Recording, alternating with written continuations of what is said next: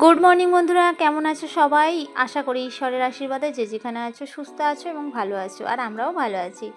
আজকে মিনি ব্লগটা শুরু করছি এখন থেকে, আশা করছি তোমাদের ভালো লাগবে। তো চলো, ঠাকুর পূজা হয়ে গেছে, সব থেকে বড়ো কাজ স্নান ঠাকুর পূজা করা, সেটা কমপ্লিট করে নিয়েছি। তারপরে এই যে বাবাকে ডাক্তারবাবু বলে দিয়েছেন ছাতু খাওয়া যাবে না, সেই কারণে ওনার দাঁতে একটু সমস্যা হচ্ছে, সেই জন্য একটু গোলা রুটি করে দিলাম।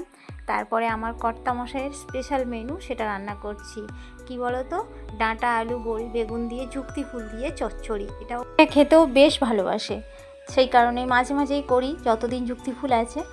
যাই হোক, এই ফুলটাকে আমরা যুক্তি ফুল বলে থাকি, সবুজ রঙের থোকা থোকা হয়। এটা তোমরা কে কোথায় কি বলো অবশ্যই কমেন্ট করে জানিও। সবার চোখে ফাঁকি দেওয়া গেলেও ঈশ্বরের চোখে যে ফাঁকি দেওয়া যায় না, এই কথাটা আমরা প্রায় প্রত্যেকেই জানি। জানা সত্ত্বেও কিন্তু মানুষ এখনও প্রচুর পরিমাণে অন্যায় করে যাচ্ছে, এটা ঘরে হোক বা বাইরে।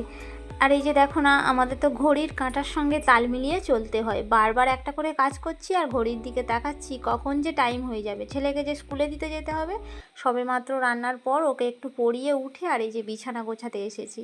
সংসারের কাজকর্মের তো শেষ নেই, তারপরে ওর যে সারাক্ষণের যে বায়না না, সেগুলো সামলাতে সামলাতে আমি একেবারেই নাজেহাল হয়ে পড়ি। আর আজকে রান্নাতে কি কি হয়েছিল সেটা একবার দেখে নাও। এখানে হয়েছে যুক্তি ফুল চচ্চড়ি, ভাত, তারপরে একদম পাতলা করে কাঁচা লঙ্কা দিয়ে পেঁপের ঝোল, আর এটা হচ্ছে আমের চাটনি। আজকে মিনি ব্লগটা এই পর্যন্ত। সবাই সঙ্গে থাকার জন্য ধন্যবাদ।